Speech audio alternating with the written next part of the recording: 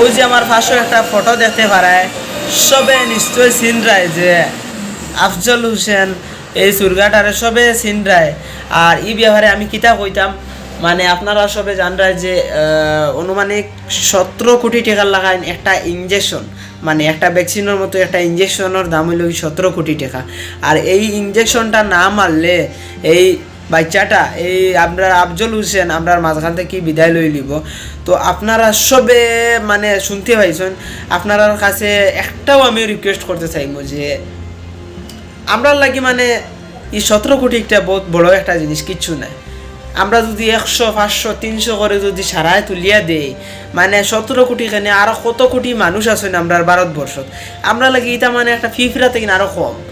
আমরা সবে চেষ্টা করতাম যে যত দি পারে, যে যত পারি আর কি শরিক হইতাম ই আফজল হোসেনের লাগি।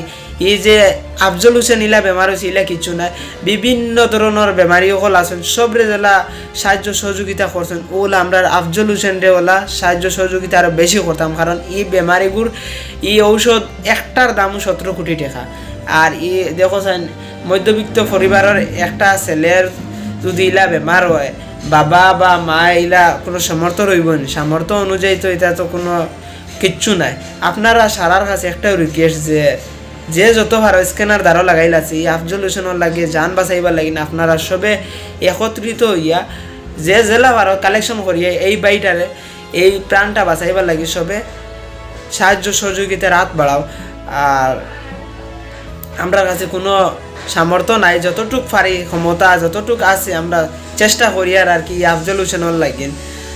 আর বিভিন্ন চ্যানেল বিভিন্ন মিডিয়াত আপনারা দেখতে পাই আর যে আফজল হোসেনের লাগে ভিডিও বানানিওর সবরেও রিকোয়েস্ট করে বারবার হই আর তুরা করে সাহায্য করে 500, 1000, 500, 1000 করে দিলে অন্য 17 কোটি এখানে 50 কোটি উঠি যাব। সবে সাহায্য করো, সবার কাছে আছে পয়সা। এই দুনিয়ার কারোর কাছে পয়সা নাই এলা কোনো মানুষ নাই, সবার কাছে পয়সা আছে। পয়সা না ছাড়া কেউ মানুষের দামও দেয় না, পয়সা সবার কাছে আছে। তুরা করে সাহায্য করলে কেউ কিচ্ছু আইতো না যাইতো না, হজানো গিয়ে ভাইবা সবে। তো ওখানেও ভিডিওটা সমাপ্ত করলাম, শেয়ার করে সবরে পৌঁছে দিবা।